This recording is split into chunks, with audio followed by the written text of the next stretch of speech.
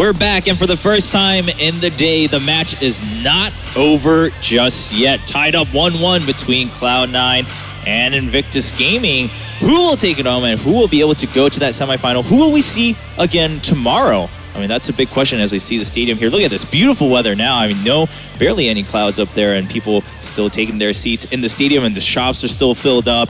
Absolutely a great festival here for Dota 2, but I think now all eyes on this game. Game number 3 between these two teams. What do you guys think? Are we gonna see different picks, Jacob, or? I think we're going to see different picks. I just have no idea what to expect. Oh, yeah, after that last game, right? It's a little hard to call. I think it's best to just wait and look at it in hindsight. Players are getting ready. But in terms of momentum, does that matter at all at this point, just given how kind of odd both games really ended at that point? I just think IG can't be thrown off their game. Like, it took them a really long time to pick the gyrocopter, and then the clockwork pick didn't really work out for them at all. And you know, they're obviously confused, as were we. And they ended up giving away the Queen of Pain, which I think was a big mistake. But Vada played it excellently. But given that, going back to the very first stat that Nahas was talking about, where Luo needs to perform for the side of IG, it just kind of reflects that last game. Yeah. Excellent point, actually. Good to bring that back up, because that was a key highlight there against Invictus Gaming. And already bans going down. IG already have both of theirs, and there we go, C9 going down with their bans. Wow. And yeah, look at that. See, it's a mind game. It is a mind game. But wait a minute, that's Cloud9 banning the Pugna. I mean, maybe Jacob was right. Maybe Cloud9 is simply trying to show everyone that Pugna is first pick, and if you're not going to play it, you better ban it right away. I don't even know. I think Queen of Pain first pick would be very good here. They just banned out the Pugna. All right, wow. Undying. That's true. That's always been their other fake ban, and with the Pugna ban, the Undying opens up. Now, if you're Cloud9, though, you have to have expected this, right? I mean, you're the one who swapped out your own ban. So what's your strategy here? I mean, the thing that it could occurs right off the bat is that you take a gyro, but take a gyro or maybe a Sven. It could open up just like getting the Queen of Pain, though. I think it's quite good.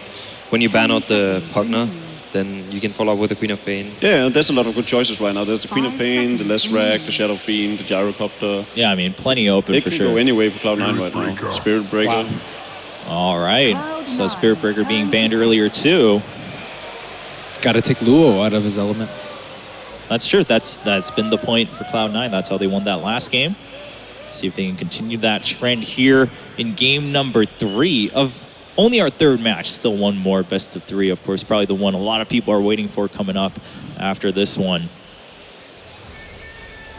Well, Cloud9, they successfully threw the curveballs left and right. I mean, in game, out of game. Game number 2. We'll see if they have anything else prepared, or if game 2 really did enough of the job that they can just play their own game here in game 3. It just feels so hard. This is really strong. When you look at these drafts, you like try to predict with the bans that you see coming, and then you see a few of those picks, and then it ends up with a first pick Spirit Breaker, and I'm like, yeah, I can't follow up with any comments. I mean, that's the beauty of the meta right now, though. Yeah, we were talking about this earlier, that it really used to be that the second phase of the draft used to pretty much define things. You used to have a pretty good idea of where heroes were going to be. Now, because of the teams are valuing flexibility so much, right? You really see these drafts turn around so completely with the 5th pick. And as we've always come down to, I mean, in the first phase, you also just have so many options open that anyone you pick, you can't blame them for, and you can also always agree. So we will have to wait as we go down the line. That Siren ban coming back out once again on the side of IG. 3 out of the 4 heroes that are picked right now are actually really good in this meta, and is the first today. Undying is the first time today, Spirit Breaker is the first time today, and the Less Rack is the first time today. Good point. Yeah. So regardless, a lot of diversity in the games.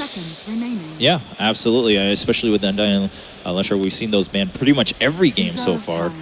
Now we're seeing them finally get their spotlight again. Of course, plenty of times if you've been watching other tournaments leading up to ESL One.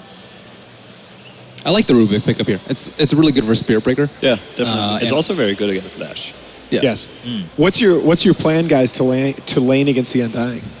That's what I feel like when you pick up an Undying, especially early on, you've got to have a plan to deal with that hero in lane. Well, you don't know if he's going to be support. You don't know if he's going to be solo off lane or dual off lane. I would guess because it's IG that it'll probably be support. Faith is generally their Undying player. I think he's 3-2 this patch with it. And I don't think they've run it on another hero. I don't think Lua's run it. I'm so used to hearing Alan name stats of, well, they're like 44 and 20, and you're 3 and 2. I'm like, oh, that doesn't sound that impressive. I mean, sure, it's positive, but... Alan is right, though, and that's probably one of the reasons why they picked up the Spirit Breaker as the immediate response, just because they know it's not going to be an offline Undying. Offline? Off-lane? Offline. Well, hopefully, definitely not offline for IG. I would really hope that he's playing online right there. And still waiting on a couple more bans. I mean, yeah, it's really down to the wire for both of these teams, so everyone thinking really carefully. And also, again, we had some new heroes open up, so the field's changed a little bit. You can't just go down the line as you used to in the previous games. So one thing you guys have been alluding to as well is that the Queen of Pain and the SF are still in the pool. How much do you think that the first phase Leshrac pick decreases the value of those heroes? Because I feel like Leshrac really abuses those two, 1v1 in lane. I mean, there's not really a hero that can just straight up beat a Lesh one-on-one, right? And you want a hero that can, I think, dominate the side lanes a lot and control runes, so Leshrac doesn't get out of control. Not like a Viper, maybe? Viper's like okay, I would say, but he can't really do that much of the side lanes. I do think he still struggles. Yeah. I guess one thing you can point out is that for whoever is going to be the solo mid hero on the side of IGs, it's going to be a dire mid hero, and that's even more of a difficulty. Sure. I mean, alternatively, you can wait to control him later. A lot of teams have turned to anti-mage as the carry of choice, and Burning's very famous for his anti-mage. True. All right, well, how does Cloud9 maybe prepare against that ahead of time, or do you just have to, again, we've been talking about this, do you just have to kind of wait until that last set of bans and picks, the last phase, to really secure a victory here in terms of picks and bans? I wouldn't say last phase. Usually second phase gives you a lot away. Like in terms of where heroes go, like right now, Ben was mentioning the Undying is not set in any lane yet. He can still go off lane. Yes, we have a stat that it's most likely Faith, so you can aim towards the support Undying, but at the same time, it's not set where what goes. Leshrac can still be a support, a mid, or a safe carry as well. No, that's true. The counterpoint to what I was saying earlier about the drafts is that the reason that these drafts are usually so open recently in this meta is that the first two picks are generally multi-role heroes. Here, I really would be reluctant if I were IG to take Lua outside his comfort zone and put him on an offlane hero that maybe he's not as comfortable with. And yeah, I mean, Cloud9 going to go right back to the Razor. This is a hero that Eternal Envy has looked really, really good on recently. And there's that Queen coming out despite the Lesh pick. IG still favoring that hero. And Razor, can he continue his undefeated streak so far in the current patch? But this just shows how good of a pick Leshrac is. Again, it can go on any role, and right now Cloud9's draft is completely in the open. They can put the Razor on the mid lane, they can put Leshrac on the mid lane, put Razor in the farming position, put Leshrac on support, maybe with a Shadow Demon. And what I really don't like is I really dislike these situations when you've got two heroes that can both beat your Queen of Pain 1v1. And that's a Prophet fourth pick here by the side of Cloud9. No-Tail Prophet is legit. Would you say it's is that a support? I think so. Prophet? Okay. Okay. IG. What's the plan against C9 here in the last game? It's one of the ways of dealing with Undying as well, right? You maximize your jungle and you have ranged heroes on the lane against it. It makes it infinitely worse, I feel. The other thing is that Prophet on the offlane would control supports a lot better. It's usually one of those heroes that gives you a lot of information because you have a lot of tree scouting. Yeah. You will know where the supports are, and you may have changed my mind with that. I think you're right. I wouldn't be too safe to say that it's going to be a support Prophet, because I think it's also a lot harder to execute in comparison to an offlane. SF coming out too. I mean, this is something you guys were discussing earlier. Queen of Pain and the Shadow Fiend, do you maybe shy away from that because of the Lesh pick, but IG saying, hey, well, you know, they're still available. Sure, they have the Lesh. Might as well secure them. What do you think about that, Ben? I think it means they're going to aggro. I think Burning plays the Queen of Pain very, very well, and Ferrari on the Shadow Fiend, which means Undying Rubik going to the offlane. And if they do a greedy Jungle Nature Prophet, it will be punished with the Undying. And maybe they can shut down a Razor a little bit with this, but I'm So what are the offlane potential heroes for Luo right now, assuming that is the plan? What are we looking at, Alan? What does he have success on? I mean, at this point, we've all learned to go by the numbers, right? That's what's the most trustworthy here. As we try to wrap up, the last man comes out from Cloud9, the Broodmother, and IG. What do they? Is there anything they really need to shut out now? What about? I mean, I still see. The thing that pops out at me is being that banned out. you've got a Tusk, which Luo is still. Tusk is still in the pool, right? And they banned the Brood. No, Tusk is the first Tusk ban. was banned first ban. Okay. I mean, Luo doesn't. He didn't Darkseer? have the greatest clockwork. Darkseer? Darkseer is his most played hero. No Centaur? I mean, Darkseer combos semi-well with Queen of Pain and Shadow Fiend. I'm not against it, but it sort of takes away from the tri lane. Then maybe they should put Duo on the safe lane farming and just aggressive with burning. Does Luo play Quap? Not in this patch. Okay. I mean, they could alternatively put Luo on Quap and give Burning something like Weaver. Yeah, I was gonna go more in that direction. Actually, I really Burning's Queen of Pain has been really good, but he's also had some really rough matches on that. I think Weaver is actually incredibly good against the lineup of Cloud9. Yeah, well, maybe this is the time where they swap that back out. I'm not so sure about that. Weaver is really a personal preference hero right now, though. It really depends on whether you feel comfortable fighting with like Tread's Wand and Bottle. Like Illidan has been incredible on that hero because he's gotten so comfortable fighting early on. All right, well, Visage did a lot of good work for C9 last game. We'll see if that continues. I mean, right now it looks like C9 is going to have a ton of information to work with throughout the game, given their hero lineup. Oh, and Lina, the last pick by IG. I mean, given the final lineups, you guys think so? Luo Quap and then it's a Luo Quap. All right. Well, that's it for the picks and bans, ladies and gentlemen. It's been a tense match so far. Quite back and forth, really, in both games 1 and 2. But we are ready to go into game number 3. So, casters, please take it away, and let's find out who moves on to the semifinals tomorrow. Game number 3 between Cloud9 and IG. And again, Cloud9 picking up a rather interesting draft. Sin? Yeah, they were really creative today. I love seeing stuff like this. I'm really happy for Cloud9 that their draft in the previous game worked out because they've had so many, they theory craft really hard as a team.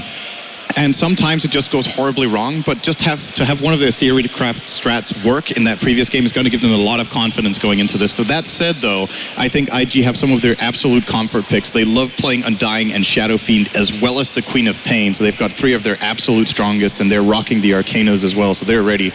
And then on Cloud9's side, we were discussing internally whether we were expecting an offlane prophet, maybe a support prophet with an offlane spirit breaker, and it does look like the answer is Bone7 will be playing the prophet, and it's a support duo of Spirit Breaker and Visage. That's pretty unusual. Yeah, this is really greedy, right? The Spirit Breaker can operate okay without farm, but Visage really wants that Aghanims, and oh wow, you can already see a very aggressive move from IG.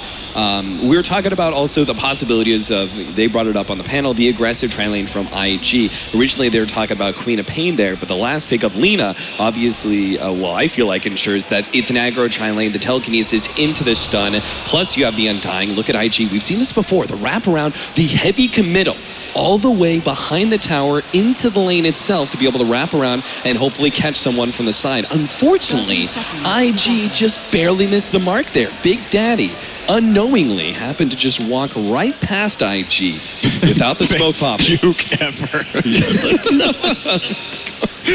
Oh, that's pretty good. That's some next level stuff if you thought they were going to go for that move, because they usually take that route, but teams tend to mix it up a little bit, especially when it's important games like this. Sometimes you try to pull out something different, but yeah, he got away from that very nicely. Now, IG do actually not get anything out of this. They got no information, they planted no wards, and the only thing they really secure is the bounty rune for Ferrari that he probably would have got anyway, and he's going to be playing mid lane against Fatse. You talked about last game, Fatse is really good on playing these lane dominators where he gets ahead and can stay ahead. I think this is one of those skill matchups where if Lishrak lands one key stun on Shadow Fiend with one gank, you can get a kill, and then all of a sudden he can't lane alone anymore. Yeah, so you could very easily win this lane up against an SF and start taking into him, in which case does IG really need to rethink the aggro tri-lane? Do you rotate Chuan over there to help out the SF occasionally and put pressure on him? Or do you just make sure that Eternal Envy and Big Daddy don't get anything in this bottom duel lane? I think focusing on this bottom lane is fine. By the way, I might have made a mistake. There is a ward placed. It's been down for 45 seconds though, I guess. So it was placed after this. They placed it after? Okay. Yep. So yeah, I wasn't seeing things that were there, or the other way around. Oh, talking about the gank in middle. Already Misery's coming in from behind. They're going to be able to land the stun, follow-up Split Earth, and Ferrari, this should be our first blood. It's the Lightning and the last right click of Misery. And boy, the crowd, you can hear the Cloud9 fans roar at that one. This is a really big problem. This lane is already lost, actually. He's 1-0 against the Lesh, who's 5-1 and has the kill advantage. So he's level 3 against the level 2.5. Oh, but here's the turnaround. Big Daddy, nice dodge at that light strike array. That was a beauty. But can Big Daddy actually get himself away? He puts himself in the trees, but there's no real escape from there. So he will end up going down, but still, it's Cloud9 who pick up that first blood and establish dominance for Fada and mid. They're going to have to protect Ferrari, I think. That's the problem. They want to play this as an aggressive tri lane, but probably Tron will have to either get a TP or just flat out start playing in the mid lane as Misery again looking for the charge. They're going to get the follow-ups done as well. Ferrari's in a lot of trouble. But they don't have any mana on Fada. They may not be able to finish him off. The last right click isn't quite enough, and now Ferrari's actually healing up. Misery is taking his all hell, but he's not going to be able to finish off Ferrari. One race, two race. Ferrari's brought low. Now the telekinesis, he does go down, but it could be a double. Both 7 running himself away. No tower aggro, so he is out. Ferrari with the turnaround there. Thought he could actually get off the double race. Meanwhile, at the same time, top lane, Luo ends up taking out the Visage as they leave that top lane with the Furion. It exposes that one support. So IG, they lost the SF still, but because the Queen of Pain picks up that extra kill on top, it seems worth it for them. Such a perfect TP into the mid lane by Faith there. I thought it was actually the Rubik of Tron coming in, but Faith ends up getting a good tombstone. They managed to get the turnaround kill. Of course, they lose their Shadow Fiend again there, but Ferrari at least gets some sort of hope in this game now, getting his bottle from the assist gold, I do believe there. And with Luo claiming a solo kill up top, IG could actually try to go for a lane swap if they wanted. IG, they were hunting. Good idea from Eternal Envy. He hit himself in those trees, but realized that, you know, that's all over with. If Faith just drops a tombstone anywhere around there in order to clear through the trees, it might just reveal him. So instead he TPs out, right as Chuan probably would have scouted out that tree hiding spot. So he does get himself back to base, and we'll try and wait for the push in from IG, but they seem to be controlling lane. Middle, Ferrari's going to go down yet again. These ganks just keep on happening. Big Daddy is going to be in slight trouble, but IG, without the tombstone dropped preemptively, we're not going to be able to take advantage of that telekinesis. If they want Ferrari to be a part of this game, they have to either lane the Rubik mid right now, or they need to move him to the top lane and put the Quap mid. Because if this continues, he's going to be a non-factor. We talk a lot about how Shadow Fiend is a good comeback hero, but there is a limit, okay? He's got 4 CS min at 4. Yeah. He's 3 deaths. He's level 3 against the Lesh, who's level 5.5. This is an absolutely unplayable lane one-on-one, and he has to be so careful now, as Fata is also quadrupling his CS in the mid lane right now. Yeah, insanity. Just the lightning spam alone is going to be enough to push the SF back a lot. So, and he still has that rotation of the Spirit Breaker due to the successful ganks. He's actually level 3, has boots as well as an Orb of Venom, so he is very much a danger to behold. And when paired up with another support like Big Daddy, who's going to show himself here in this middle lane, it can be quick kills. But we can't forget, this is coming at the cost of Eternal Envy's farm. Now, he is being pushed back once again. Oh, Eternal Envy, he puts himself in the trees. Tombstone gets laid out, and Faith just hoping to be able to survive this one. He does manage to finish him off. The Soul Rub gets him. Meanwhile, the stun, though, goes on to Burning, as well as Faith trapped in the trees from both sevens and teleport in. They lose Eternal Envy, but he wasn't getting farm anyway. Fada picks up another 2 kills. Bone 7 getting involved at the perfect time right here. He's not level 6 yet, but they don't even need the Wrath of Nature. Just his right clicks and the fact that he kind of blocks their path in the back. They can't run through this amount of damage, and Cloud9 getting a good 2-for-1 trade. I think it's well worth it to lose their Razor for that, even though, wow, Envy is actually suffering more than I thought he is, only with 9 CS. That's at least one thing going IG's way, but they're still pretty far behind. Yeah, I mean, the only CS he's actually picked up has been through spamming out Plasma Field, so he is getting shut down. And the Queen of Pain is doing okay when it comes to free farming. Obviously, we saw those early rotations, but boy, this is definitely a Cloud9 favorite crowd, as I think I hear them chanting for the C9 All boys. I'm hearing is Navi. All right, the Arcane That's all I Boots. can hear. Whenever a crowd cheers, that's just the thing that comes to mind. All right, it's 5-4 right now. Make it here.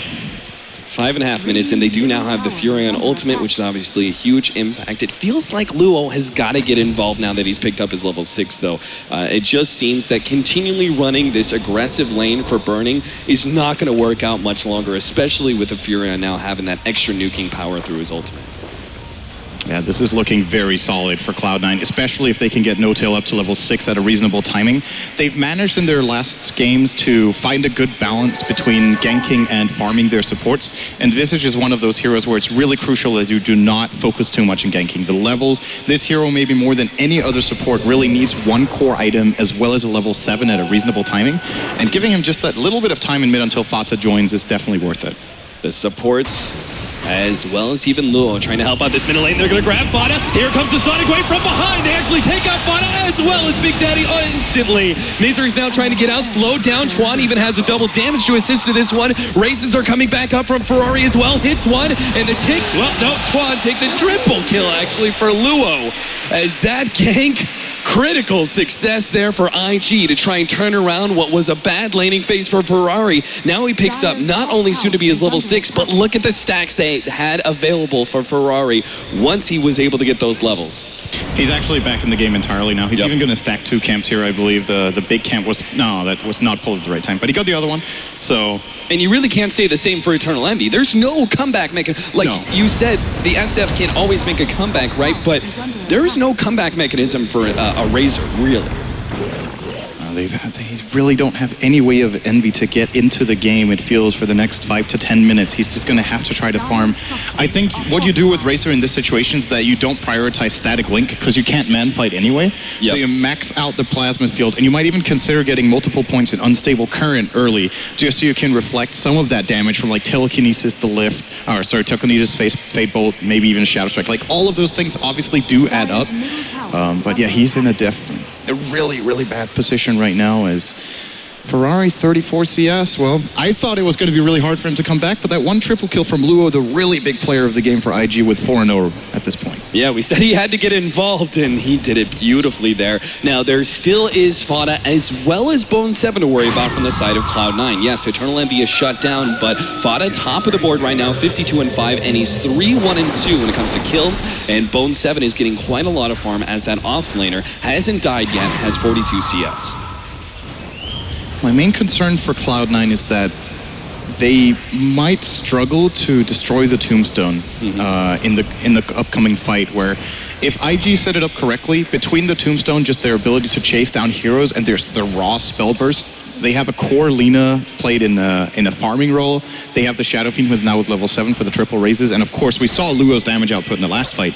They're going to need to itemize somewhat defensively, or their execution needs to be super crisp to not just vanish the moment IG initiate. Now, Bone 7 is working on an Orchid. It's a very classic build for him to get that first. And that could play a key role, especially, I think, that the core target is going to be burning here, where you want to disallow him from getting his multiple Laguna Blades. Okay, let's not dream here. Multiple Dragon Slaves off in team fights, as well as, of course, a key Laguna Blade onto who I imagine would be Leshrac as the main target. We do have a lot of items that are going to be picked up by IG that mitigate the Orchid quite heavily, right? I mean, you still have the SF, who naturally builds most often into Mech BKB, which are both a soft counter as well as a hard counter to Orchid. Oh, Chuan's going to be picked up here. Stunned up, split earth, and quickly bursted down. That's the power of a Leshrac right there, who now rotates into the jungle to see if he can potentially find Ferrari, but he's quick to back himself up. Also, going back to the Eul's thing, there's going to be a Eul Scepter pickup for Lina, right? Which, again, is a kind of soft counter to the Orchid as well. Yeah, they might have the tools it takes at the right time to counter this Prophet, but I still think Bone 7 is making the right call going for it. Like, yeah, just because he's so far ahead. Euls, that's something. And as you say, he's far ahead, so he can actually solo kill heroes right now. I think even when Lina has a Euls, he probably can't solo kill her, but until that point, he might hit the Orchid before the Euls, unless burning. What does he have on the courier right now? Does he have any of the components? Fata comes in, there's already a Tombstone laid out, but it's worth it if they can burst down burning, but it's not quite enough. The Soul Rip keeps him alive, and he turns around the Laguna Blade. Big Daddy falls it well. Misery's gonna come through. Choo-choo, Light Strike Array. He actually hits Misery, and Burley's gonna survive. He gets away, and Misery falls. Double kill for Ferrari, and a third pickup for the side of IG as they now march into that Tier 1 tower. Yeah, that looked like it could be a good opening for Cloud9, but just not enough damage there. Need one more spell to burst through. Spirit Breaker not level 6 of the just yet. The Prophet ult was not available, I believe. They actually went for that fight without Wrath of Nature, which could have changed it entirely. They would have probably killed Burning on the opener, and instead they take 3 casualties, lose a tower. Nice deny attempt there from No-Tail, but doesn't manage to get it. And IG, they were looking crippled in the very early game. Now looking pretty hot, honestly. Ferrari almost has a mech. Minute 11, he was out of the game and now for the first 5 minutes. Yeah, he's actually almost tied up with both the Leshrac and the Furion when it comes to net worth. He's just 200 gold from behind. Now, with that Bounty Rune upping him up right next to Bone 7, this is a very good comeback from Ferrari. And again, you look towards Eternal Envy, who's half of the net worth of Ferrari, and that's going to get even worse as they start pushing for more towers and potentially more kills. Misery does get caught by the telekinesis, double races from Ferrari. What a terrible start that for Ferrari, and now he's even got an even kill score, 3, 3, and 4. His mech is 1 or 2 creeps away. He'll go for the golems. That should be enough.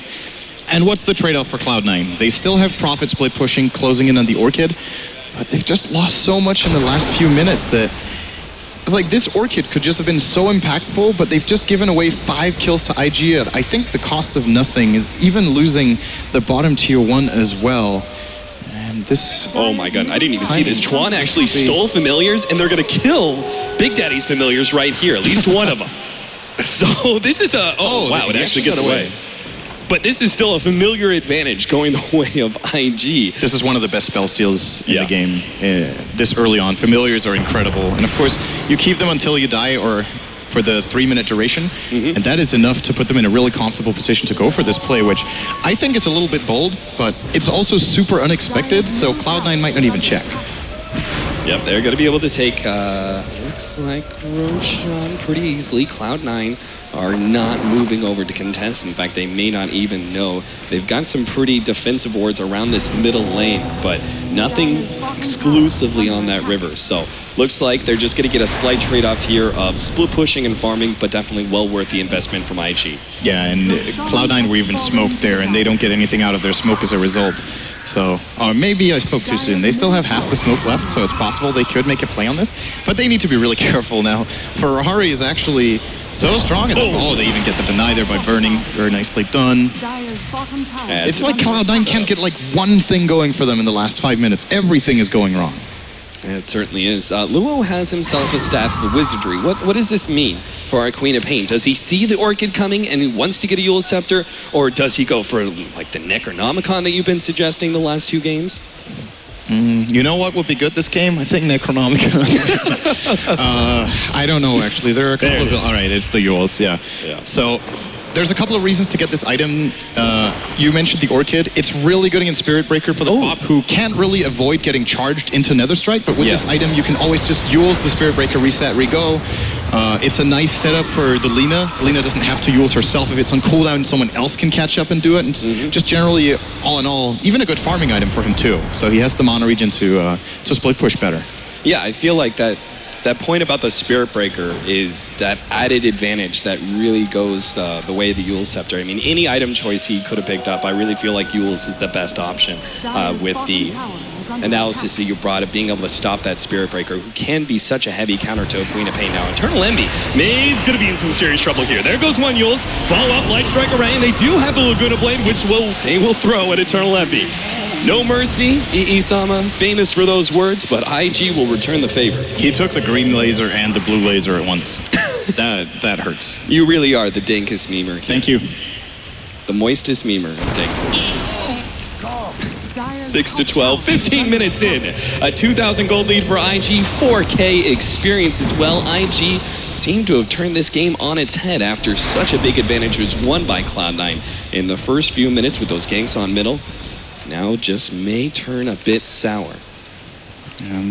What are IG looking to do right now? They're trying to take control of their own jungle. This Sentry Ward just outside range of that OBS, actually, so they'll have that for another minute and 20 at the very least. And, well, Luo might have found himself a Eul's setup. Yeah, and there's the TP's out from Cloud9 as well. They're not trying to save Big Daddy whatsoever. Burning now on a killing spree. Those poor familiars being hunted down as well. There's a Bloodstone out from the Leshrac. That is really good timing. He's died twice and he still has it minute 15. He's got 4 kills though and good farm as they now find Ferrari. Can they get him twice though? This is going to be an Aegis eventually. No, he actually pops a mech. He's going to be able to survive maybe. Well, letting loose that ultimate, they will force the rest of Cloud9 back and they will not be forced to use that Aegis just yet. Good defense there from IG. That is a really good spell from Chuan as well. Lightning Storm is so powerful. 4-second cooldown. And without even having a cast point on it like Lesh does, it's very easy to chase down targets for the Rubik himself as well. So they need to be very careful. And I'm not sure if Fata realized it got stolen. If he didn't, that could be a really big problem in the upcoming team fight. There's just going to be 4-second cooldown, 260 damage nukes coming out that they might not be expecting. And Envy's dead. Yes, he certainly is. A rotation around, telekinesis, light strike array, and burning! I think he's trying to make a statement here. Carry for carry. And the blue laser. And that's going to be soon an upgraded blue laser when you have the point booster building into that the Aghanims for the Laguna Blade.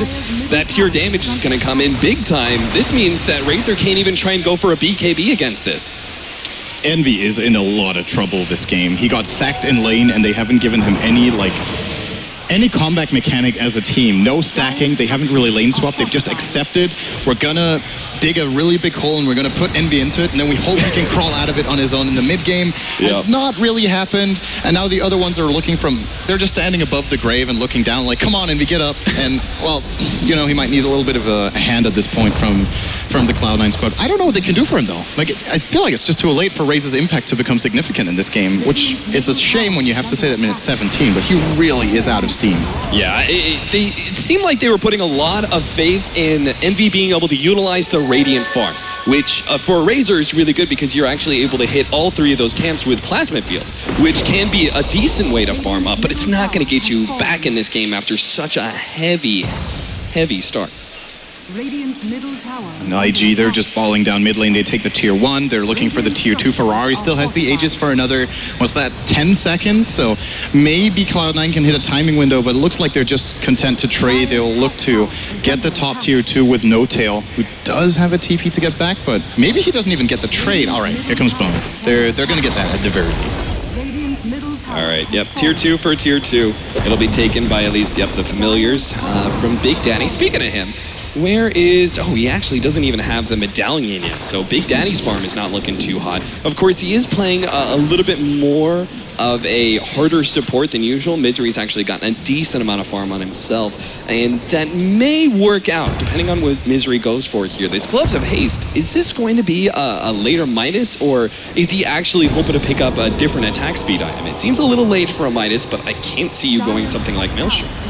I don't think there's any other build-up that makes sense for him right now. Yeah. The alternatives are Armlet, Maelstrom, or a second Tread. So, you know, it's got to be the Midas. I think Cloud9 realized they're behind. They have to try to make Spirit Breaker a core in this game and try to play for later. The good news is their lineup is actually decent at split pushing. Look at the TP around from Ferrari is screwed in this top lane. This should be a pretty easy kill.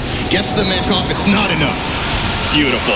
3-man game. That's the Midas. Oh, there goes a Yule Scepter trying to burst down Bone 7. Ooh, that Spirit Breaker barely gets away home to his Midas. But it's still a trade-off. Yes, they lost the SF, but get the kill on Bone 7 in return. And Bone 7's farm is not to be questioned. He's got a Blink Dagger as well as the Orchid. Played a huge factor there in being able to gank up that SF. Cloud9 will need to play split push. The Blink Dagger build on Prophet signals that that's what they're trying to do. Of course, it sets you up for some nice Blink Orchids as well mid-fights, but I think they should just avoid fights entirely. Farm with the Midas on the Spirit Breaker, split push as much as you can with the Prophet. Leshrac can farm really fast and push out waves, and you even have the birds to help out a little bit when it comes to pushing the side lanes, so maybe they can just split up the map enough to disallow IG to 5-man, because they are way superior right now, especially fighting around the Undying. Yeah, they're going to have to play it really well, though, against these double Yule Scepters from the side of IG. Ooh, look at that. Burning, actually, slowing down that Aghanim Scepter with the Blink Dagger pickup of his own. This means it's going to be even more difficult to get successful split pushes from Cloud9. If they're actually utilizing their heroes, they're susceptible to getting caught by that catching mechanism. And it feels like they're going to have to play a lot more through summons, both the familiars as well as the treants. Misery charging up mid. He's going to cancel it. As Chuan looking for some sort of opening, but Cloud9 think better of it. I'm pretty sure the ward they have in the bottom lane did spot the diagonal blink coming out for burning into their jungle, so they know this is going on. And in addition to that, there's no one in the side lane, so it's pretty clear that IG are looking for a play mid. Is now Eternal Envy will keep pushing in the bottom lane. This is pretty aggressive. He's going to Plasma Field and instantly TP because Burning could more or less just solo him right now with a TP into his full combo. Yeah, IG, with the gem that they've picked up, they've gotten killed out a lot of the wards here from Cloud9. They're going to have to play really, really passive if this vision ends up going down, especially in this top lane. This is so critical. If these two different jungle wards get taken away, Cloud9 are left completely in the dark against two different blinking, disabling heroes. Blink Euls from Burning, and the Blink, obviously, from the Queen of Pain with another Euls. That's easy ways to be able to set up the rest of your allies to follow that up. They have to split push, but it's a danger every single time. It's a huge risk every single time you go for these pushes. It is very, very difficult, and I'm curious to see what path Luo takes for his next item. He's sitting on 3k gold, as you mentioned, and I don't know what the best build-up is here. If you think about, okay, where we want a team fight, we get the BKB, but I think that might be too defensive when he already has the Euls. So he can either get the Orchid and just really look to fight, or maybe he just farms up really fast. And what would be the best item for that? I'm actually not sure. What would be He could go another Scythe of Vice. Necrobook? All right, I'll still not. Do you think it's too late for an Aghanim? So IG, he's actually managed to get the Eul Scepter onto Misery, but they're just trying to back themselves away ahead of those birds. Yeah, Super Luo whiffing on that one. Faith is going to be brought low by the Orchid, but not quite low enough. He turns around, gets off the Tombstone, but Luo has been hit by the Split Earth and will end up going down. There's a buyback here from Burning, and they're going to try and take this fight inside their own jungle. But Ultimate goes out from Ferrari, instantly blowing up Big Daddy. Burning also coming in with the Eul Scepter, catching Eternal Envy, and this will be a successful buyback, it seems, by being able to get the pick off on Eternal Envy, turning the fight to IG's favor, but it did cost them a pretty penny. Still think that's actually a net loss for them overall. I thought that was going to be enough to give them the advantage for that fight, but yeah, maybe if Eternal Envy had more farm. Yeah. Well, Cloud9 get a little bit. Unfortunately for them, I don't think any of the killing blows went Envy's way. No, he's got 0 kills in this game, and he's the hero they really want to get a core item on. It looks like he's got a Mithril Hammer in his stash. I feel like this is going to be a really bad BKB game. We're talking Laguna with Axe upgrade. We're talking Sonic Wave that pierces it anyway. And of course the Shadow Fiend's right clicks are still, even though he's not the strongest damage dealer in the game most of the time, Envy has 9 armor. I thought I read 4, so I got a little too like, okay, it's not that bad, but still. He can't play the Razor way, and that's the problem. He needs to be up in your face. He's going to have to kite with a Razor. That sucks. At the same time, though, there is like the Eul Scepter into Light Strike Array, a lot of magic damage that's coming out from the side of IG that isn't, that pure damage that goes through BKB. And if he can force the Laguna Blade on himself, he'll be able to get the turnaround of, his passive Unstable Current actually shocking the Lina. And since he's not he's not the primary damage dealer at this point, if they're forced to use the Laguna Blade on him, that means his Leshrac can come in and just, clean house with his Bloodstone, which he's already gotten 2 extra charges with, as well as now that BKB.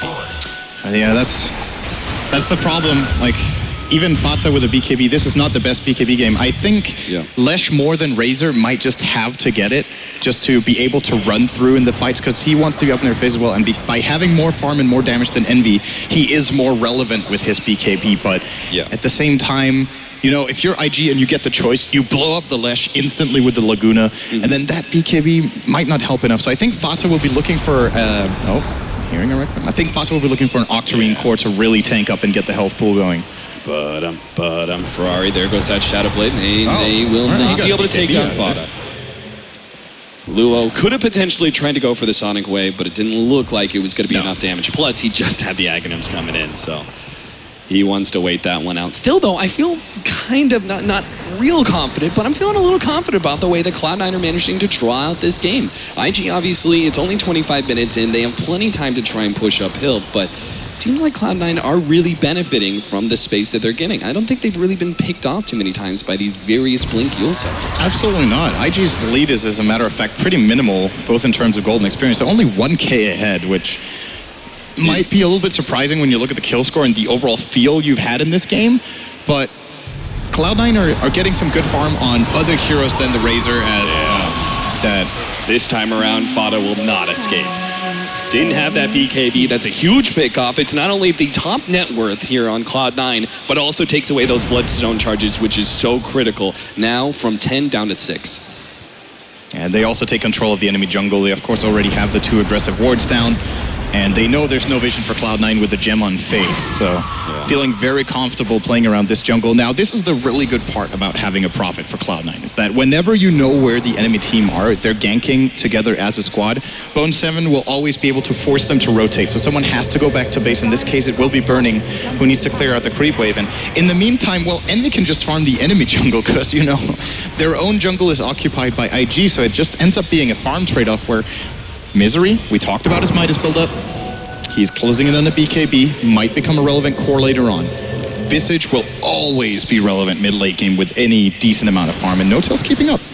How long do you draw this out as IG? I mean, we feel like they're still in control of this game. They have split push to deal with, and it's a bother, but they seem to still have significantly better team fight and can push down towers at will. At what point does IG decide to try and go uphill? Is it with this Aegis, or is it just trying to get control for now with this Aegis, wait until like the Butterfly and SCII pick up of SF and maybe go uphill with the second Roshan Aegis? I think if they keep trading farm, we're never going to reach a point when IG can just high ground with Shadow Fiend. I think the damage on Cloud9 is going to be too much. The Visage is going to be a problem, the spam from Lesh, Plasma Field. Every time you just cast those spells, you get a 4-charge Soul Assumption, and you just keep targeting him down and he has to go back. This time around, they don't have the same defensive cast of supports. They've got Soul Rip, that's it. And I don't think that's enough sustain to do it. So probably the approach for IG is to try to find a pickoff or two and then push towers instead of going for a raw, just 5-man down the lane, because it's one thing they need to reach the base and start hitting, but their timing window is so small before they have to port back and defend against Prophet. There's the Aghanims pickup from Burning, or at least it's going to be on its way soon via Chicken. And they are going to go with this 4-man smoke and head into that middle tier 2 area. Unfortunately, they didn't find anybody. They may just try and rotate bottom next, but it seems like it's just a bit too late, as Eternal Envy's already backing himself up. Unless Luo blinks aggressively here, we'll not be able to find him, and Bone7 is already out as well. All the meanwhile, we see that top lane is being pushed out by Big Daddy. Maybe not him, his hero, but you've got those familiars going to work, and as he picks up more gold, he gets closer and closer to that Aghanims, which he's over halfway to. Yeah, speaking of items, here's our double Aghanims coming in for IG, one for Burning, as well as one for, what was the other hero? It was Quap, who is level 16 as well, so some really powerful Sonic Waves are available. 575 pure damage on that nuke, which is nothing to scoff at. If you're looking over the Radiant lineup, they are decently tanky, but still gonna hit them very, very hard. And yeah, that's 1/3 of the Leshrax's HP. Yeah. You combine that with the level 3 Laguna Blade out from, I mean, that just... he actually dies. He actually just, they two-shot the Leshrac, potentially, if they focus both their ultimates on him, and then you're left with Bone7 and Eternal Envy to try and carry the fight, and I'm not sure if they can at this point. What do you think about Ferrari's choice of getting a Shadow Blade this game? I feel like it's a way of setting him up for trying to solo kill these split pushers. Is that valuable enough? Like the build up into Silver Edge, I feel like is pretty weak this game. There's nothing you really want to remove. I guess it's nice to remove Unstable Current, but they're not really itemizing against Envy anyway because he's been sacked so much this game. So could they have invested into a high ground item instead? Do you think that would have been better? I think I completely agree with you. I feel like there was already enough pick-off potential between Luo and Burning. You put pressure on the split pushers. I doubt you're going to get that much added value out of the Shadow Blade. You might as well try and go for the faster 6-slotted SF, essentially, with higher value late game items such as SCII and Butterfly. Up top now, Chuan will be pushing this out. He's gone for the Force Staff Urn build-up. Blink not too far away, about 1,000 to go for him, which should take him a few minutes if he doesn't get caught out. And that could be a pretty key item to get. It's even more pick-off. Of course, as you mentioned, they have the 2 Yules, but if they can use at least one of them defensively, I think that would be a really big advantage for them. So have the aggressive play come out of the Rubik, who can always just force back to safety after making the aggressive play with the Blink. And I'm wondering if Tron actually even wants to go for that, though. He might consider something else. There's a lot of Ags upgrades. There's actually 5 on the Radiant side, so any ult is a good steal. And maybe he feels like the 4-staff is enough for mobility.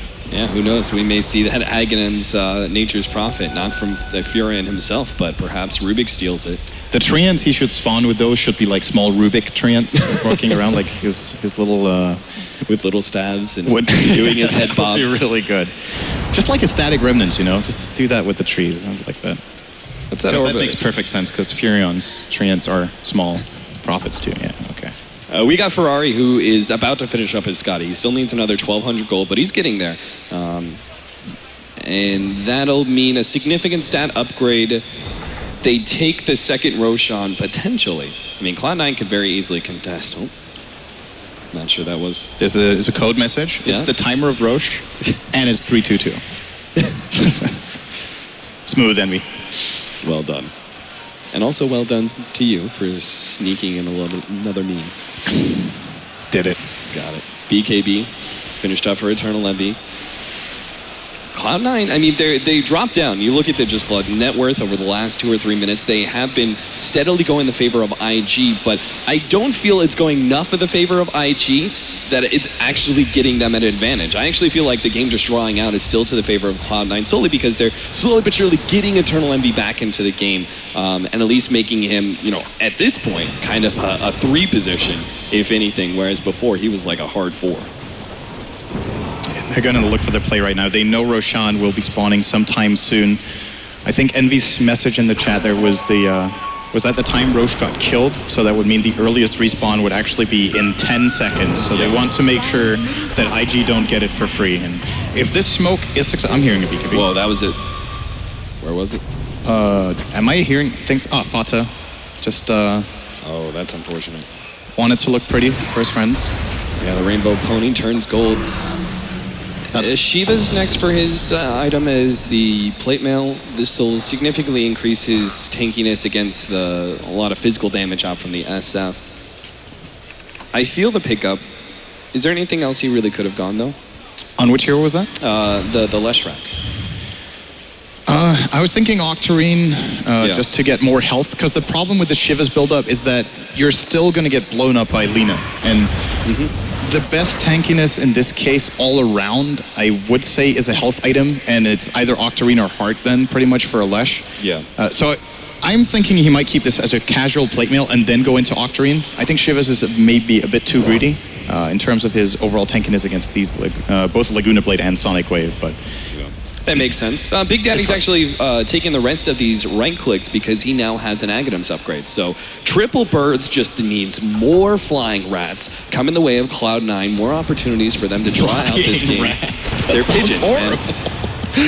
Oh my god, I do not want to play against you. BKB picked up on our Spirit Breaker as well, so we do have some fighting power when it comes to that, and it probably will around this Roshan pit. It looks like IG are first going to try and go for a pick-off link forward on Luo. He's going to be able to find Big Daddy himself with that Yule Scepter, trying to get away with a Great Chill, but another Yule Scepter to stop him with Light Strike Array, and that is a pick-off which now almost all but guarantees IG will be able to get Roshan. Yeah, and they still even have double warding control here. This is a really good setup from them. All right, that was an interesting circle I drew on the last one. I didn't know that happens. So, yeah, this is theirs. I think Cloud9 will just be looking for the best possible trade, which is Envy split pushing mid and Prophet of Bone 7 split pushing top.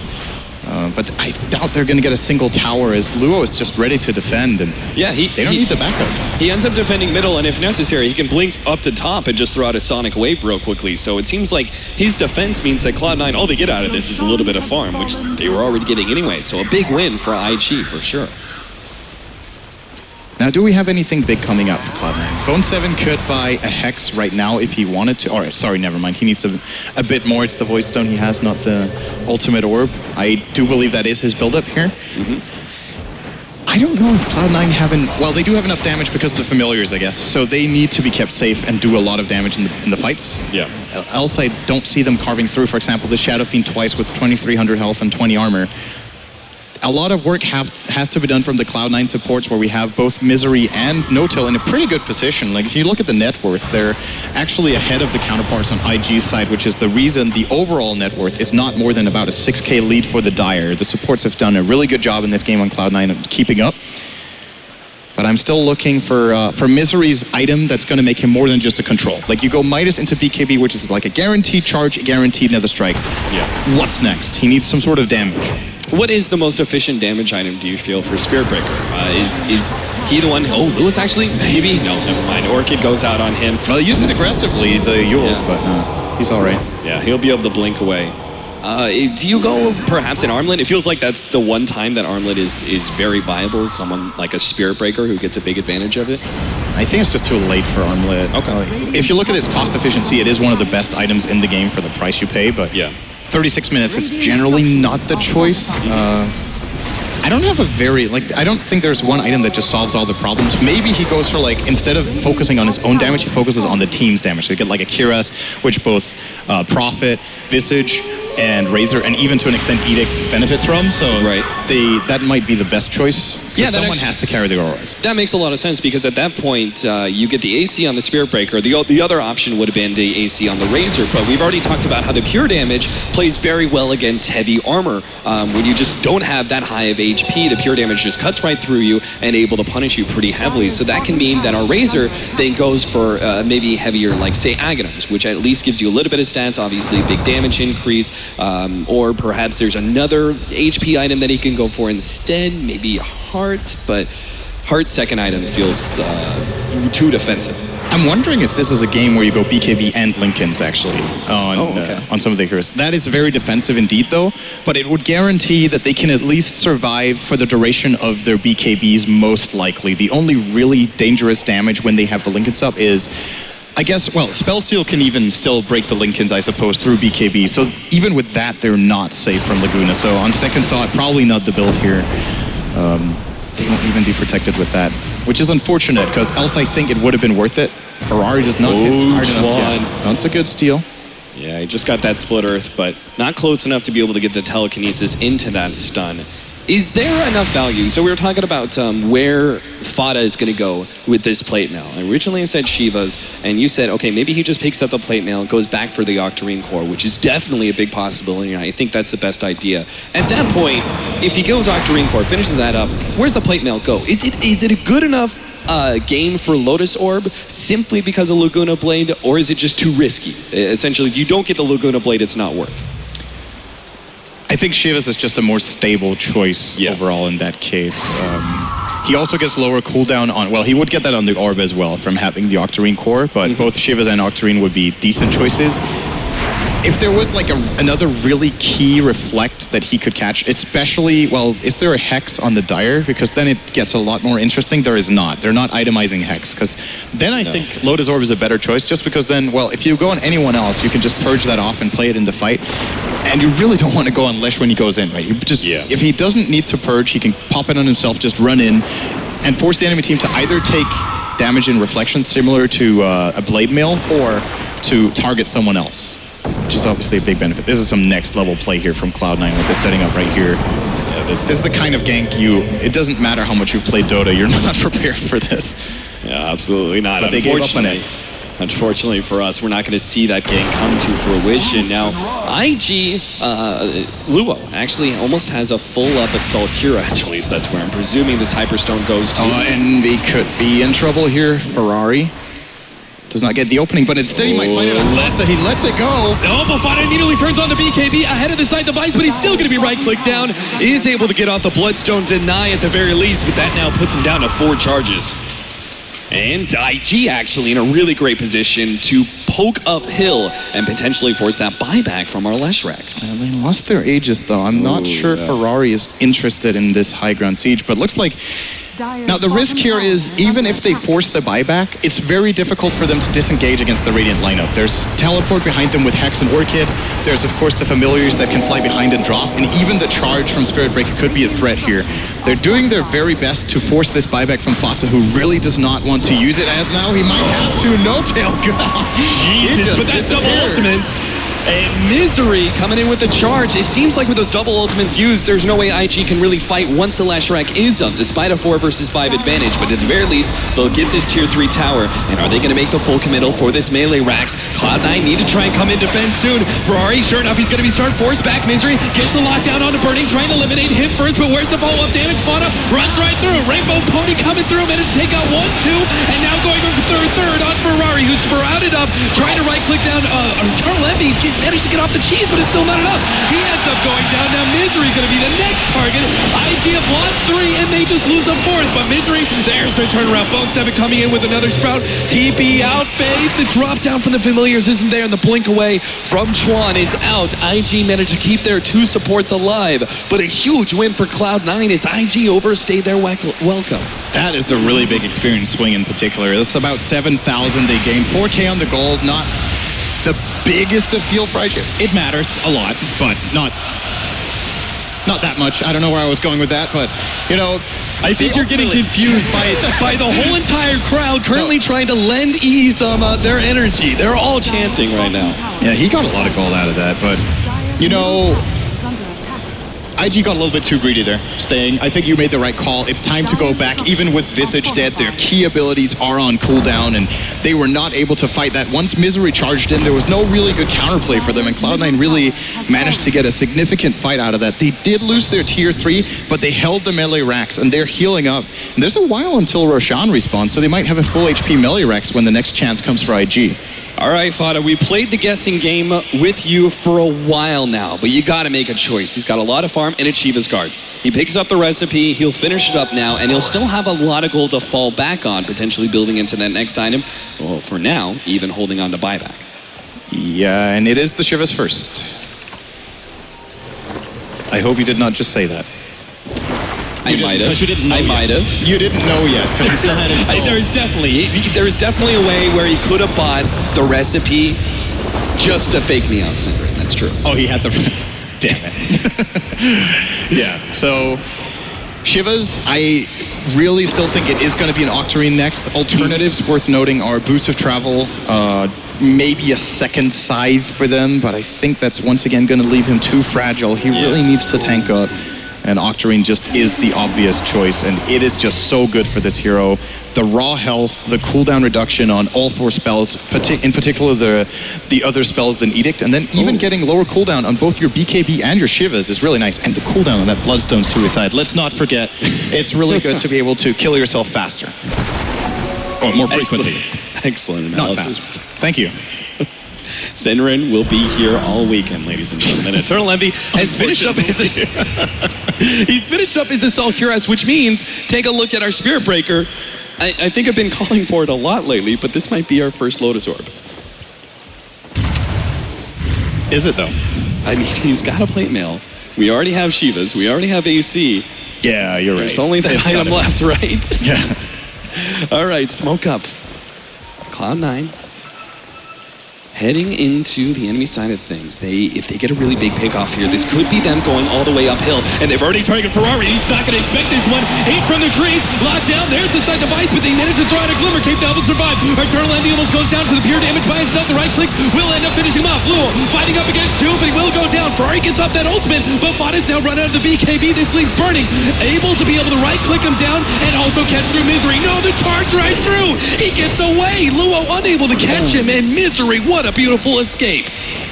Still a 2-for-0 there. They didn't even get Luo. It looked like he was going to drop, but he managed to use, I think he had a 17 charge wand and just blinked out and reset. So it cost IG more or less nothing, just 1 or 2 BKB charges. Their ultimates are not very long cooldown, so they might be able to force down mid once again. Now this time they need to be careful not to overextend as much as last time. And what buybacks do we have? None on Envy. Fata is up in 20 and has buyback, so realistically we'll have 2 lives when he comes out in 15. Yeah. But I think the melee racks are gone before that point. Yeah, but usually I think the range racks as well. You can already see Bone7 kind of scrambling to get whatever he can by heavily pushing down that bottom lane, hoping to get some damage on the tier 3 tower in return. But it's IG who have already claimed the whole entire rack set in the middle lane, and Bone7 forced away, only doing a bit of chip damage on that bottom tier 3 tower. So Cloud9 a heavy loss. The first time, really, that they try and get super offensive as a 5-man, and it ends up backfiring quite heavily. It seems like now they just have to go back to split pushing, which has been keeping them in this game the whole entire time. Oh, and they need to be careful not to lose their birds burning. Precasting a little bit of spells here to get the attack speed. He will get 1-2 birds here. Nice. And it's down, well, it'll actually be up another 25, yeah. So. But that means he doesn't have a resummon in the fight, which I think is a lot of the time overlooked.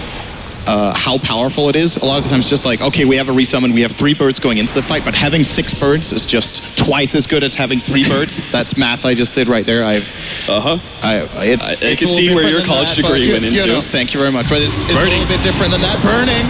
Well, here's a little bit of math for you. IG 5 minus 1 equals 4. Can they still win this fight? IG have popped the BKB. Ferrari's going to try and right-click down Eternal Envy, get it off the ultimate. Misery's just not getting lucky with those bashes. Eternal Envy will fall, but first he gets the Rubik. Luo blinking forward does manage to lock him down. Ferrari also getting hit by the Splendor, and Luo even getting sanctified stuff. That's 3 down from IG, plus 2 buybacks. They're going to be able to play defense here, but a big win for Cloud9. Did they buy back 2 there? I believe that, yeah, that was a buyback on Burning. He died. Oh, yeah. He died first in the fight, had to buy back in order to get back into it. I don't think he even had an impact, though. I think they're buying back here to, first of all, they need to push out the top lane against the Prophet, and maybe they were hoping that they could contest the Roshan with these buybacks, but they don't have enough. Cloud9 get a 3-for-1 double buyback and Roshan in one fight. That is the game back to even. All of a sudden, massive fight for them. Great smoke play. Aegis for Fada, Big Daddy No Tail picking up the cheese, presumably to pass off to potentially the Leshrac or maybe even Eternal Envy later on. But as you said, this game is brought back to pretty much dead even when it comes to the charts, and really just a 1-lane Rax advantage as we're approaching the 15-minute mark isn't that big of a deal anymore. It was perhaps at the time that IG claimed it, but Cloud9 are more than farmed enough to be able to deal with these super creeps. And now we need to start looking at the scaling of IG's lineup, because we're reaching the point in time when we need to... Okay, so Quap has 1 physical damage item in the Cuirass, but nothing to go with it, so it doesn't hit that hard right now. Shadow Fiend is building what looks to be a Satanic, so won't be getting much more damage out of that one. And then you've got Lina, who in theory can hit super hard with Fiery Soul, but doesn't have a damage item either. So when Cloud9 start getting more and more health just from leveling up and getting those attribute bonuses and getting 1 or 2 more items, I'm worried for IG that they are going to struggle to keep killing targets, and then they're going to just get run over. Yeah, unless they were massively ahead, I would say that IG, just looking at the draft early on, would have to try and close out this game by 45, 50 minutes. Much later, and Cloud9 will be able to get, I would say, a serious advantage with their kind of greedy supports that they picked up, and an offlaner who has a huge benefit as time goes on. This Furion is going to be more dangerous as time goes on. It looks like he's actually trying to, well, he turns that Maelstrom, nice little pushing item, into now what is an MKB against that Butterfly against Ferrari, I would presume. Yeah, that's the most logical choice here, is to go for that. And, well, alternatively, he could actually consider, okay, so MKB is better against Shadow Fiend, but Daedalus is better against everyone else, because no one else on IG's side will be getting evasion. So it's about what he prioritizes. I think he will go for the MKB, so they make sure they have the tools for killing off Ferrari. But there's definitely some merit to the Daedalus as well, because one thing that often happens in team fights is that you're really focused on one point in the fight, and that's where Prophet can sneak in behind you and start destroying your supports in a few attacks when they're not paying attention, or rather paying attention to something else. And I've seen it in quite a few games, especially from Admiral Bulldog's Prophet, where Alliance would just set up a fight where they go in one angle just to set up for Bulldog and nothing else, so that he could find kills. So, and it's not just the supports, right? I mean, you have 2 pretty squishy intelligence cores on the side of IG as well, so he can even potentially just like right-click down Burning from the start of a fight if they're focused elsewhere. So I think that may actually be a good idea going for the Daedalus, but it would seem like a more natural build-up in MKB. Either way, I think either one of these is a strong item pickup. We've got the Solar Crest now completed for Big Daddy No Tail. It looks like Octarine Core soon to be finished up on our Leshrac as well. And after that, we've got the Advanced Boots of Travel to be able to pick up.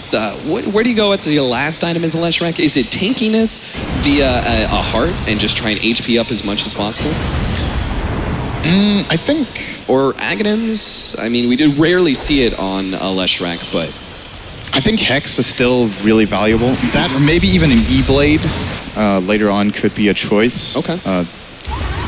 It really depends on what they want to try to accomplish. I still think the Linkens I was talking about earlier that isn't going to work too well because of Spell Steal might still have a major impact, because once the Spell Steal is used, you know that Linkens will block a key ability.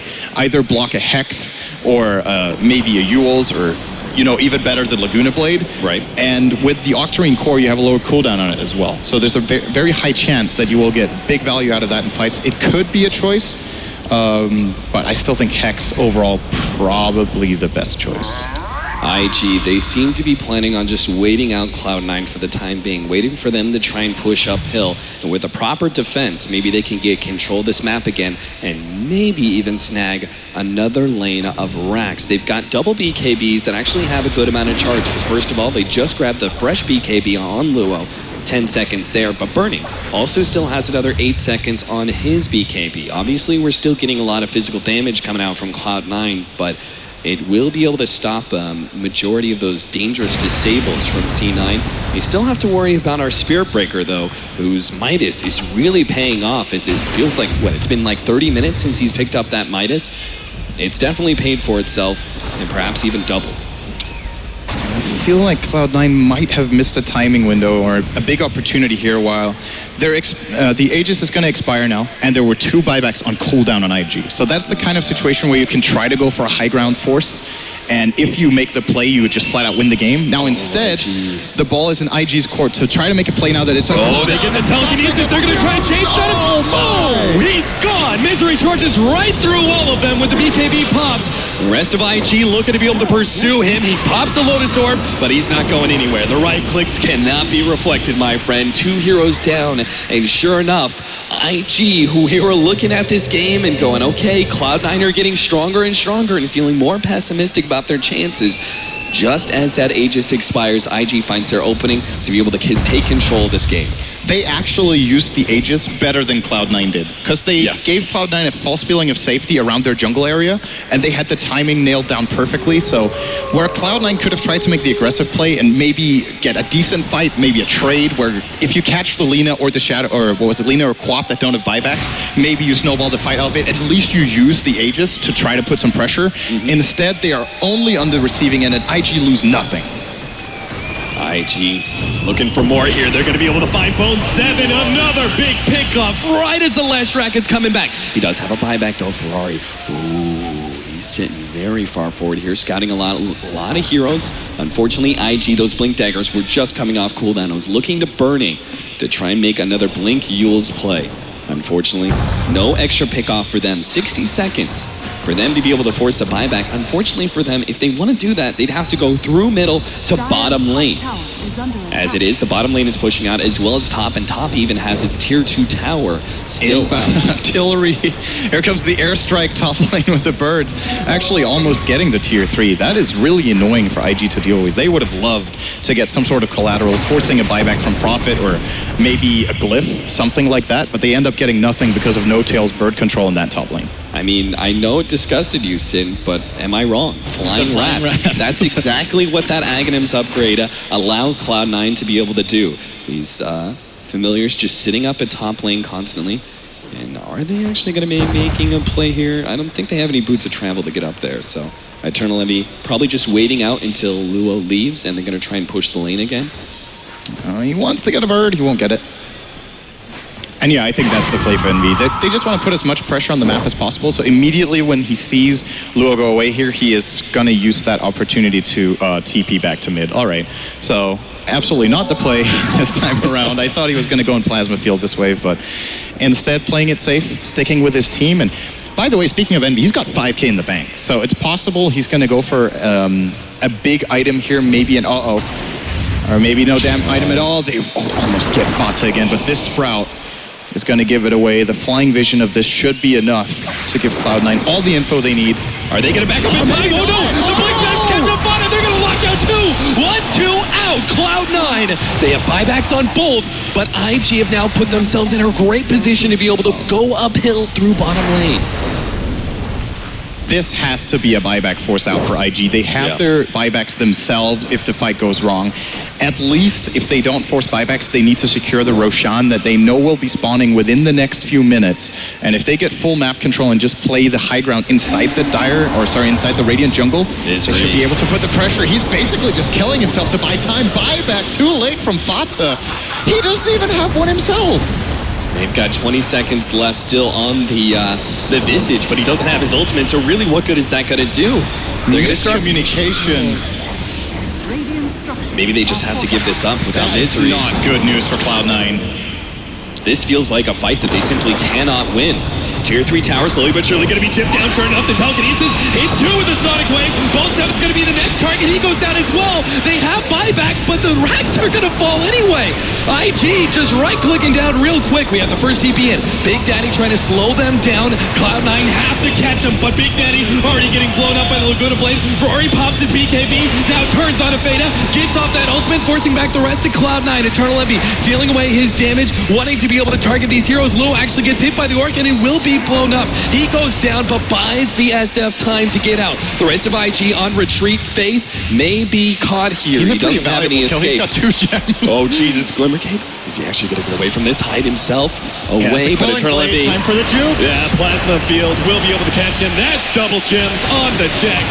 Cloud9, though, have lost themselves another Rax. Melee Rax goes down in bottom lane and range Rax down to about half HP. They have to make something big happen with this, and perhaps it's the big man himself. How many buybacks did they expend there? Was that 3?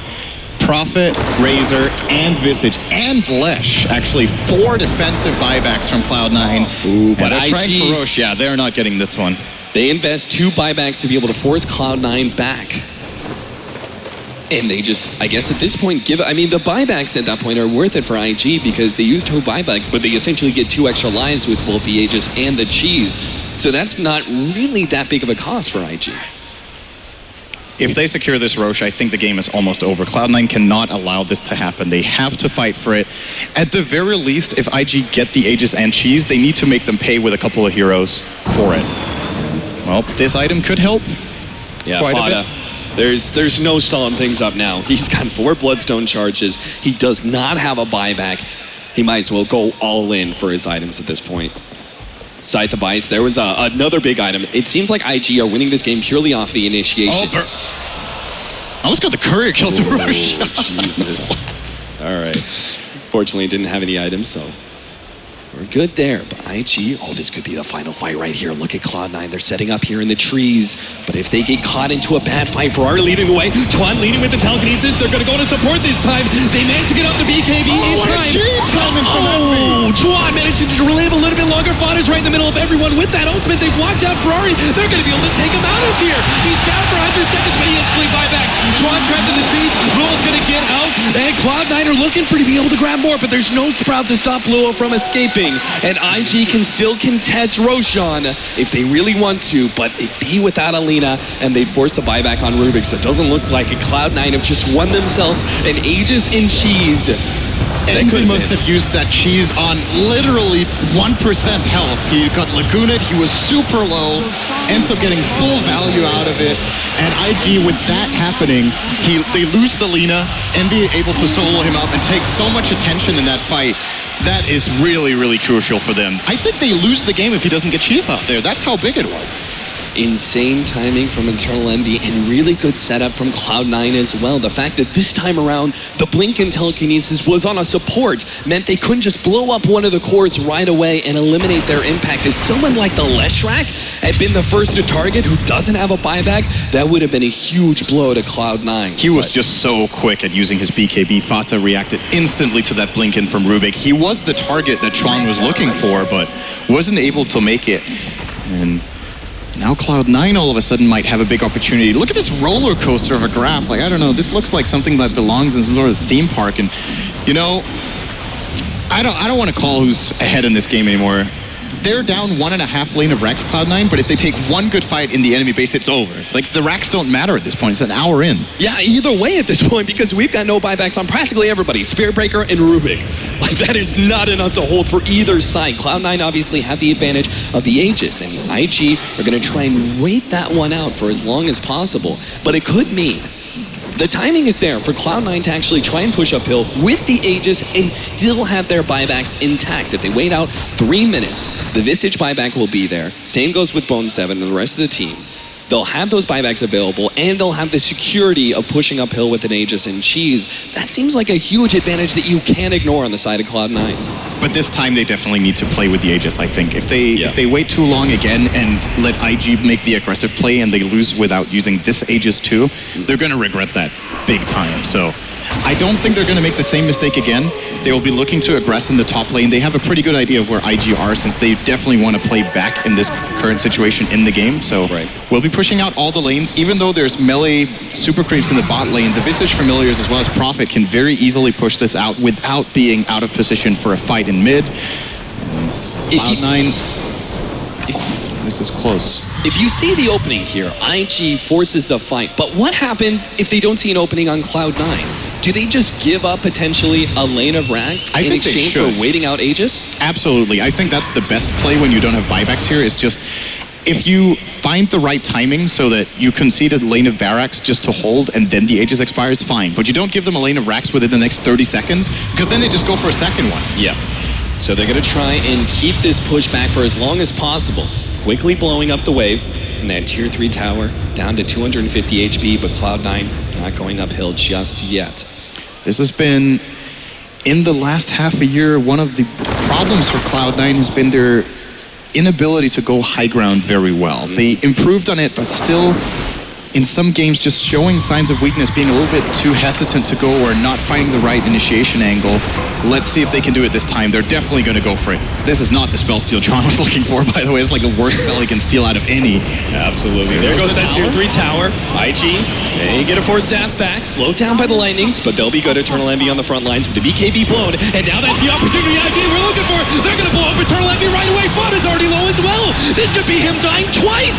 Oh no, a Yule Scepter on the Big Daddy is going to be able to catch him out as well. There goes the ultimate. Fada pops a BKB in time. Hey, can he get anything out of this Octarine Core? It's just not enough. He's life stealing so much, but it didn't matter. IG take down 2, and Cloud9 may just be feeling some bad memories. Last year, ESL One Frankfurt in the very first round against Alliance.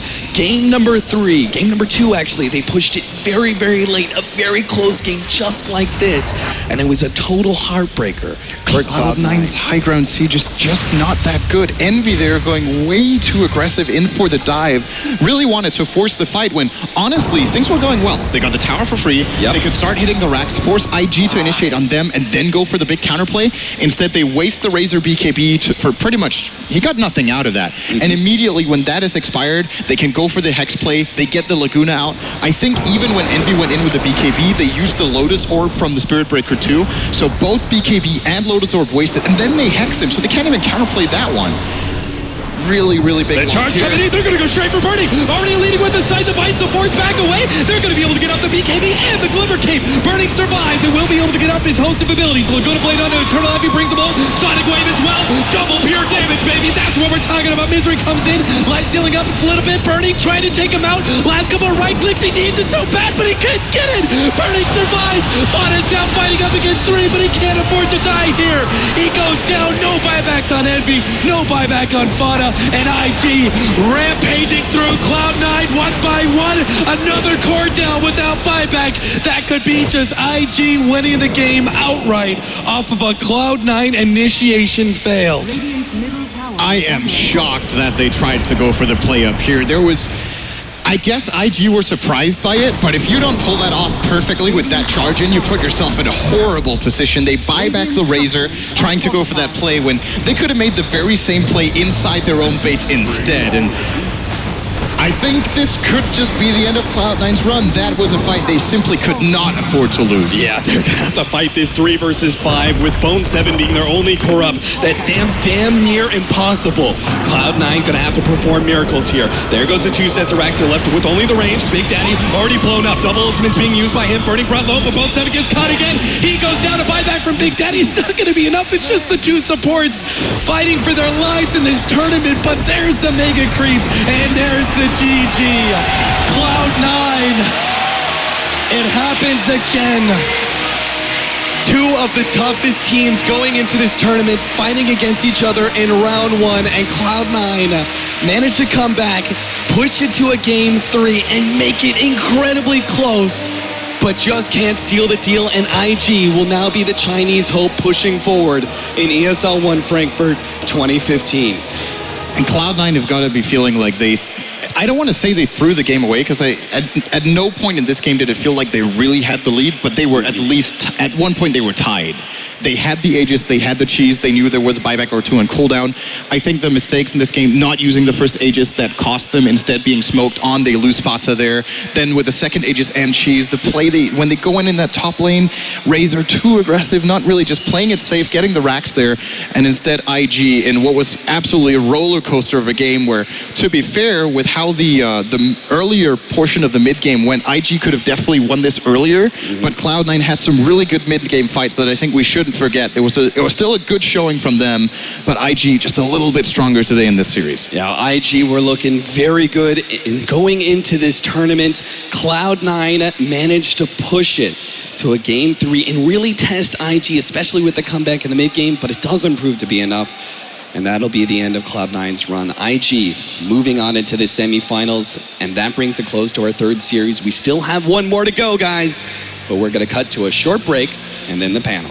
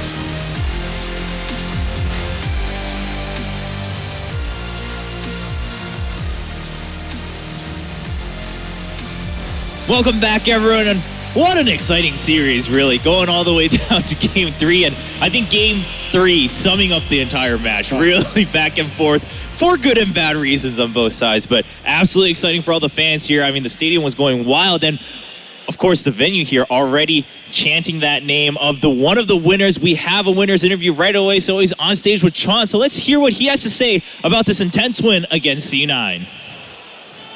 Thank you so much, Shobra. We have Kelly Milkish joining us here for this interview to translate. And of course, Chuan from IG. Congratulations taking that win, and what a win it was. It was such an emotional roller coaster to watch that game, so let's talk about it. And we actually want to start off with something the panel has been wondering about, and a lot of people out there have been wondering about, and that was the first pick, Pugna from Cloud9. Now, we want to know, did that throw you guys like off your game? Did you feel like, oh, okay, we don't know what's coming our way? That's a bit scary, or did that not bother you at all? 在第二场的时候，当他们选择遗忘法师的时候，他们第一选，你有没有非常惊讶？你们有没有像心里有一点没有准备啊？还是？就是西九是一个很特别的一个队伍，就是他们总是出其不意，然后他们总是选一种别人看不懂的阵容，然后其实我们早知道他们会选古法，因为他们经常打古法。We know that C9 is a team that likes to play with unorthodox picks, and we were prepared for them to pick lineups like that. And we kind of expected them to pick Pugna, so I have no idea how they knew, but they knew that they were going to pick Pugna. That's the power of IG, I guess. All right, so is that something you then take into account with your draft, or are you just drafting what you guys feel comfortable with and kind of ignore whatever pocket strats they're throwing their way? 那你们 BP 的时候有没有去想那我们要防他们的大招，还是你们是想选自己想打的英雄就行了？就是西球是一个你永远猜不到他选什么的队伍，他跟别的一般队伍都不厉害，都不一样。然后他又是一个强队，所以你要做好应对他一切的心理，然后打好自己就行了。Cloud9 is a very special team. You can never guess what they pick because they are a very unorthodox team. To him, he feels that the most important thing is to play their own game when it comes to playing Cloud9. So, all right. Now, as I said at the beginning, this game was an emotional roller coaster to watch. It went back and forth. It was really, really intense. Was there any point in that game where you didn't feel like you're in control? 第三个游戏的时候是一个非常紧张的游戏，有很多上下，有可能会输，有可能会赢。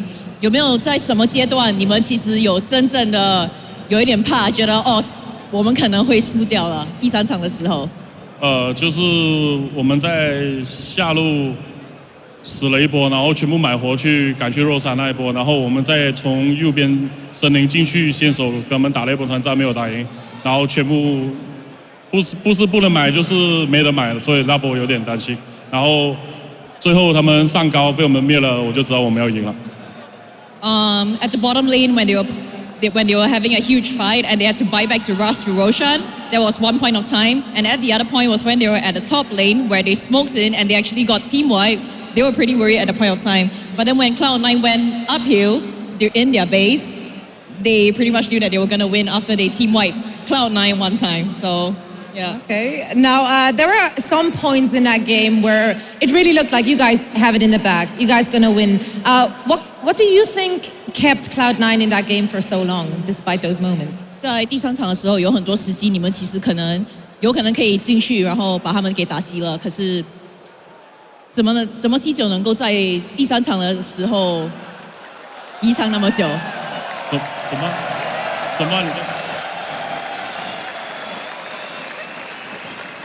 就是我们有很多没必要的失误，就是我们还不够稳定，所以给了他们很多机会。然后就是我们前面在线上就游戏一开，我们就有很多东西没做好，所以才会这样。不然如果我们可以正常发育的话，就是没什么失误的话，他们应该没什么机会。They felt that they were not quick enough with their items, and they also made a lot of mistakes in their laning. And if they did not make all those early mistakes, they would have taken the game way easier because they would have played their own game. Okay, now it was a pleasure watching that game, and of course it was a pleasure having you here on stage. So thanks a lot, Chuan, for joining us for the interview. Thanks a lot, Kelly, for joining us as well and translating. And we're heading back to the desk now. course. Thank you, Chuan, for your insight. Now, I'm sure there's a lot we want to talk about after Chuan's interview, but before we go on to our own thoughts and what we thought in terms of feedback after that game, we do have some other words to hear from the other side of that match. Of course, quite an emotional roller coaster ride, really, for Cloud9, but I believe Sean's on stage with some words from the Cloud9 managing positions. I am indeed. I'm joined by Conrad. First of all, commiserations. I'm sure it's never an easy moment to be standing here, so thank you for standing next to me. Talk us through that. What went on from your point of view? I mean, you know, we thought we had them. We thought we had them with picks, you know, as things were going along. As, you know, we just kept figuring it out, but unfortunately at the end, they got the best of us, and we just had a couple bad fights. Now, Zoe mentioned before, a game like that is such an emotional roller coaster. I can only imagine what it's like for you to be watching that behind the scenes. Can you tell us anything about how you experienced that? I mean, it's just another day for Cloud9. It's one of those tougher matches, and we really wish, you know, we had a stronger showing here, but it was overall, I think I'm very happy with our performance, and we're looking forward to TI. Now, of course, the crowd here has been behind you from the start. I mean, they've been absolutely fantastic. What's it like coming here and seeing that support for the Cloud9 team? It's amazing. You know, everybody here who's supported and cheered for us. Thank you very much, everybody. I really appreciate it. And it's been really nice to see all the fans cheering for us. Hearing the Cloud9 chants is just one of the most amazing feelings being in a venue like this. Well, you've been a phenomenal team, so thank you so much. And of course, we'll see you again very soon. All right. Thank you very much, Sean and Conrad, of course. So, now that we've heard some words from both sides, what did you guys think? I mean, I think we all agree it was definitely a roller coaster ride, but specifically game number 3, where did things go south for Cloud9? What do you think, Jacob? I mean, I'm surprised they kept in as long as they did. They played amazingly, and I think they really managed to capitalize on the mistakes that IG made, especially Misery with some good bashes and making sure that Burning, especially on the Lina, died first in the fights. That was really crucial to the fights they won.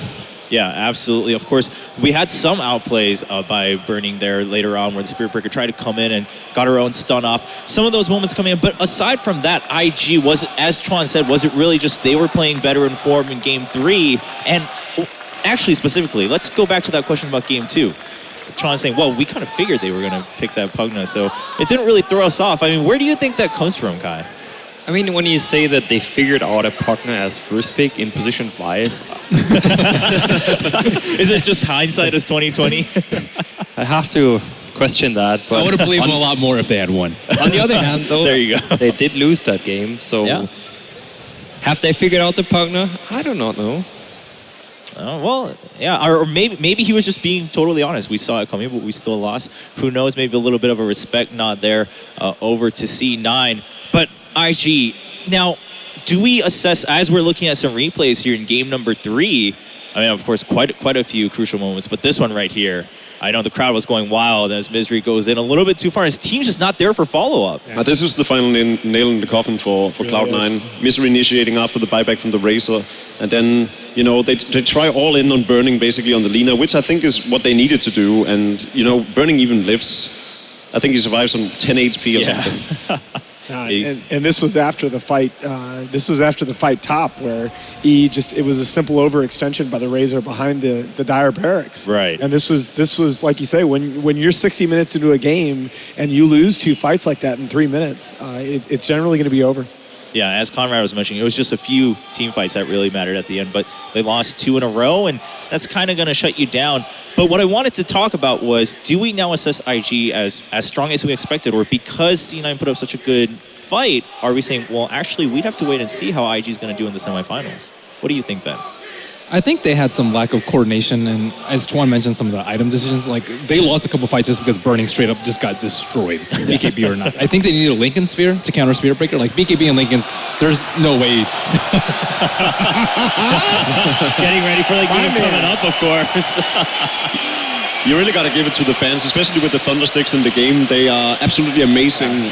I don't know if you can catch it on camera, but whenever they get the Thundersticks out, it's just like an entirely different atmosphere in here. It's like watching Champions League or something. Exactly. During the game was absolutely insane. I was out here for a couple of those team fights, and the crowd just roaring. You couldn't hear anything else other than the crowds cheering for that match. But if you missed it, or you just want to dive a little bit deeper into the stats, or maybe some of the news backstage, don't forget to check out theScore eSports. You can go to their website on theScore.com or download their app on the iOS App Store or Google Play. So now that we've broken down Game 3 a little bit, I know there's plenty to talk about in that match, but we do have one more match coming up. And before we go over there, again, so much to explore here at the Commerzbank-Arena. I believe Sean and Zoe have been running about once again, enjoying more fun than we are here at the desk. So let's see where they've been.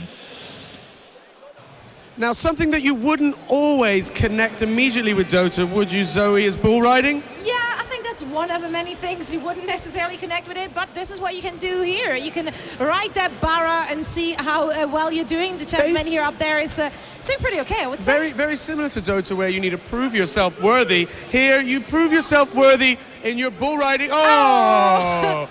This guy, maybe not so worthy. Maybe not so much. Well, space car riding is hard. We all know that. Let's be honest. Neither one of us was willing to do this, so No.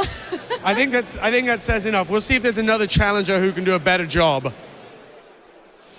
Are any of you up for the challenge? Because I know I'm not. I'll put that right out there. I want to do the Juggernaut poke battle or whatever that is. Yeah, I want to see that. We should have a little tournament in our own right there, and we should record it tomorrow. Whoever wins gets to join up on the final stage, have a little dance during the finals. How's that? Are you up for that, Jake? Is that a prize or is that a punishment? I'll let you win, Chober. You got this. All right, well, we do have the players for the final match of the day coming up. One more best of three, of course. Fnatic and their opponent, the long-awaited Team Secret, coming in.